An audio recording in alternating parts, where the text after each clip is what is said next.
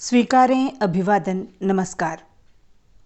यशपाल की उपन्यास अमिता के धारावाहिक वाचन में आज प्रस्तुत है दूसरा अंक। आइए आज जानते हैं राजकुमारी अमिता का परिचय। कलिंग की युवराज्ञी महाराज कुमारी अमिता की आयु 6 वर्ष है।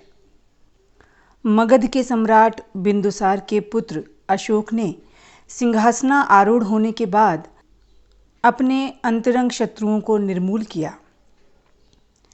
राजवंश के प्रतिद्वंद्वियों से निश्चिंत होकर अशोक ने अपना राज्याभिषेक कर सम्राट की पदवी ग्रहण की और बौद्ध धर्म अंगीकार कर लिया। तत्पश्चात उसने दक्षिण दिशा में साम्राज्य के प्रसार के लिए कलिंग पर आक्रमण किया।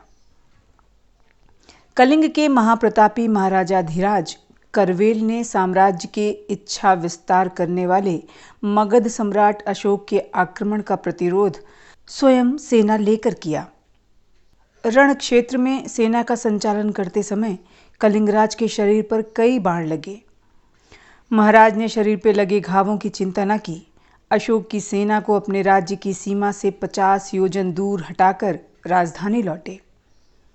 महाराज युद्ध में तो विजयी हुए, पर युद्ध में लगे घावों की चिकित्सा अनेक चतुर वैद्यों और शल्य क्रिया दक्ष चिकित्सकों द्वारा 1 वर्ष तक किए जाने पर भी उन्हें लाभ न हुआ। जिस समय अशोक ने कलिंग पर पहला आक्रमण किया था, कलिंगराज करवेल को सिंहासन पर आरूढ़ हुए 8 वर्ष बीत चुके थे। पूर्ण युवा महाराज उस समय तक निसंतान थे। महारानी भी संतान के अभाव से दुखी थीं।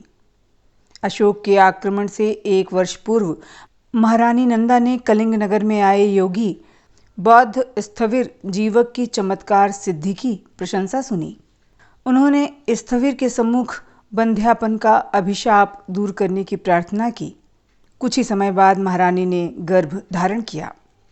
जब महाराज अशोक के आक्रमण का प्रतिरोध करने के लिए उत्तर दिशा की ओर रण यात्रा कर रहे थे, उस घड़ी में महारानी नंदा ने प्रथम संतान राजकुमारी को जन्म दिया। राज ज्योतिषी ने महाराज के विजय अभियान मुहूर्त में राजकुमारी के अमित अक्षय वैभव और प्रतापी होने की भविष्यवाणी की। ज्योतिषी की गणना के अनुसार राजकुमारी के अमित वैभव और पराक्रम की स्वामिनी होने के विश्वास में राजकुमारी का नाम अमिता रख दिया गया। कलिंगराज वीर प्रकृति के थे। भरे यौवन में युद्ध के घावों के कारण वीर गति से देवलोक आरोहण करते समय भी वो अधीर नहीं हुए। उन्होंने अपने पिता महाराज मयूख के समय के विश्वास पात्र और अनुभवी महामात्य आचार्य सुकंठ शर्मा, महासेनापति भद्रकीर्ति और धर्मस्थ आर्यप्रजित के हाथों अपने वंश और राज्य की रक्षा का भार सौंपते हुए आदेश दिया कि वे कलिंग के राज्य के उत्तराधिकारी के रूप में एक अशक्त शिशु बालिका छोड़े जा रहे हैं। कलिंग के राजवंश और राजमर्यादा की रक्षा का भार राज्य परिषद के कंधों पर होगा। महामात्य आर्य सुकंठ, महासेनापति भद्रकीर्ति और धर्मस्थ आर्यप्रजित ने महाराज के रोगशैया के सामने घुटने टेक कर शपथ ली कि जब तक उन लोगों के शरीर में श्वास है, कलिंग के वंशधरों और कलिंग राज्य की मर्यादा की रक्षा करेंगे। महाराज के अंतिम श्वास लेने के पूर्व राजकुमारी अमिता को कलिंग के राज्य सिंहासन की उत्तराधिकारिणी और युवराज्ञी अभिषिक्त कर दिया गया। महाराज के देहांत से महारानी नंदा का मन वैभव और विलास से उपराम हो गया। वे बालिका युवराज्ञी और राज्य के प्रति कर्तव्य निभाने में सतर्क थीं, परंतु संसार से सर्वथा विरक्त होकर राज्य सिंहासन पाने की स्पर्धा में राज्यवंश के लोगों ने बालिका युवराज्ञी के हाथ से सिंहासन छीनने के अनेक प्रपंच किए, परंतु आर्य सुकंठ, भद्रकीर्ति और प्रजित की सतर्कता से वे विफल रहे। युवराज्ञी अमिता श्वेत पत्थर की सीढ़ियों पर से उछलती हुई प्रमद उद्यान में उतर गईं। हिता ने वभ्रु की जंजीर खोल दी। कंचुकी ने अपने हाथ में थामी हुई काठ की गेंद ओस से चमकती हुई महीन छटी हुई घास पर लुढ़का दी। वभ्रु चौकड़ी भरकर गेंद की ओर लपका। राजकुमारी अमिता अपने नन्हे कोमल हाथों से ताली बजाती हुई कुत्ते के पीछे दौड़ पड़ी। दासी हिता राजकुमारी को अपनी बाहों की रक्षा से दूर न होने देने के लिए उसके पीछे पीछे दौड़ रही थी। वृद्ध कंचुकी और प्रौढ़ा दासी वापी भी उनके पीछे पीछे थे। वभ्रु गेंद को अपने मुंह में दबाकर दौड़ता हुआ लौटा। उसने गेंद अमिता के हाथ में दे दी। अमिता ने अपनी छोटी बाह की सामर्थ्य भर गेंद को फिर फेंक दिया। गेंद अधिक दूर तक न जा सकी। कुत्ता गेंद तुरंत उठा लाया। राजकुमारी की इच्छा से हिता ने गेंद को फिर खूब दूर फेंका। काठ का लुढ़कता हुआ गेंद प्रमद उद्यान के जलकुंड में जा गिरा और तैरने लगा। वभ्रु भागते हुए गेंद को पकड़ लाने का आदेश समझकर जलकुंड में कूद पड़ा और गेंद को मुख में लिए अमिता की ओर दौड़ा। हिता को आशंका हुई कुत्ता अपने भीगे शरीर से राजकुमारी के वस्त्रों को भिगो न दे। उसने राजकुमारी के सामने होकर कुत्ते को उसके गले में पड़ी हंसली से थाम लिया। हिता ने युवराज्ञी का ध्यान भीगे कुत्ते की ओर से हटाने के लिए जलकुंड के किनारे प्रस्तर निर्मित मंडप की ओर संकेत कर निवेदन किया, महारानी, पंछियों को अन्न खिलाएंगी? हाँ हाँ खिलाएंगी। बालिका राजकुमारी प्रसन्नता से किलक उठी। हिता ने वभ्रु को वृद्ध कंचुकी के समीप बैठा दिया और आंचल की झोली में हाथ डालकर मंडप की छत के समीप ही कदम्ब वृक्षों की ओर मुंह कर पुकारा, आओ आओ। हिता की पुकार के उत्तर में बहुत से कबूतरों के घुटर घूं शब्द से उत्तर देने का स्वर सुनाई दिया। कबूतर अधर में पंख तौलते हुए उसकी ओर उड़ाए। 3-4 कबूतर हिता के सिर और कंधों पर आ बैठे। 2 उसके हाथ पर स्थान पाने के लिए लड़ने लगे। कुछ धरती पर व्यग्रता से घूम घूम कर दाना चुगने लगे। हम खिलाएंगे, अपने हाथों से कपोतों को खिलाएंगे। अमिता ने आग्रह किया, हमारे सिर पर कपोत बैठाओ। हिता ने राजकुमारी की कोमल गुदगुदी भरी हथेलियों और सिर पर अन्न के दाने रख दिए। 2 कबूतर दाना चुगने के लिए राजकुमारी के शरीर पर बैठे ही थे कि वभ्रु कंचुकी के हाथ से छूटकर राजकुमारी के शरीर पर आक्रमण करने वाले पक्षियों पर झपट पड़ा। आतंकित पक्षी तुरंत फड़फड़ा कर उड़ गए। राजकुमारी किलक कर ताली बजाकर इस खेल पर हंस पड़ी। वभ्रु ने दुस्साहसी पक्षियों की धृष्टता के लिए उन्हें भौंक भौंक कर धमकाया। अमिता ने अपने नन्हे नन्हे हाथों से वभ्रु का सिर प्यार से थपथपाकर समझाया, तू निरीह कपोतों को क्यों आतंकित करता है रे?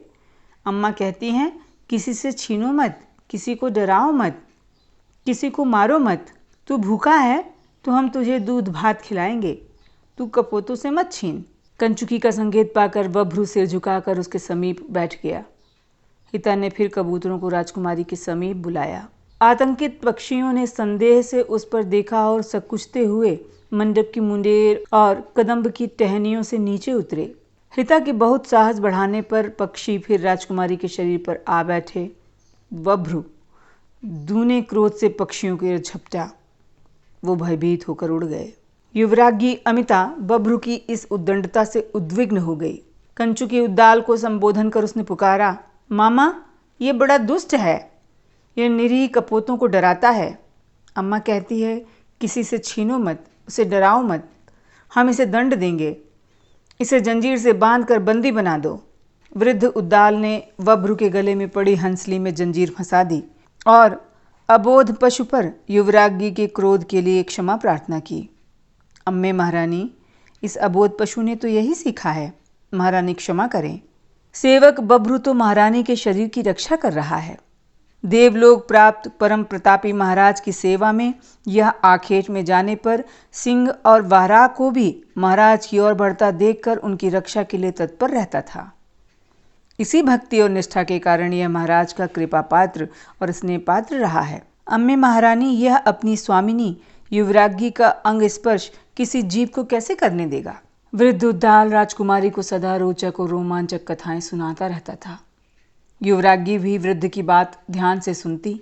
अमिता के भोले चेहरे पर खिन्नता के स्थान पर चिंता और विचार का भाव आ गया। वृद्ध के पीत शमश्रु से ढके हुए मुख की ओर उसने दृष्टि उठाकर प्रश्न किया, मामा, क्या दूसरों से छीनना, डराना, मारना वीरता है? अम्मा कहती हैं ऐसा नहीं करना चाहिए, ये पाप है। उद्दाल ने कुछ संकोच से स्वीकार किया, अम्मे महारानी, परम भगवती सत्य कहती हैं। महारानी, वह धर्म, अभिजात, स्वामी वर्ग और त्यागी संतों को शोभा देता है। राजवंश के सेवकों को स्वामी भक्ति और साहस ही शोभा देती है। युवरागी के मन में खेल नहीं रहा। उसने उदासी में सिर हिलाकर बोला, नहीं, बभ्रू बहुत दुष्ट है, हम अम्मा के पास जाएंगे। युवरागी को उदास देख प्रौढ़ा वापी ने आगे बढ़कर हिता को संबोधन किया। अम्मे महारानी के लिए नए कुरंग शावक आए हैं, तूने कहाँ छुपा रखा है रे? महारानी उन्हें देखेंगी। हिता ने राजकुमारी के सम्मुख झुककर विनय और मुस्कुराकर हाथों के संकेत से बताया, इतने छोटे छोटे प्यारे कुरंग शावक बड़े जलकुंड के समीप टुक टुक करके दूब चर रहे हैं। महारानी उन्हें देखेंगी। अमिता को नए लाए गए हिरणों के बच्चे देखने का चाव नहीं हुआ। वह नकार में सिर हिलाकर हट करती रही, नहीं, हम अम्मा के पास जाएंगे। उद्दाल ने राजकुमारी के समीप पांव पर बैठकर निवेदन किया, अम्मे स्वामिनी परम भगवती अभी लौटी नहीं हैं।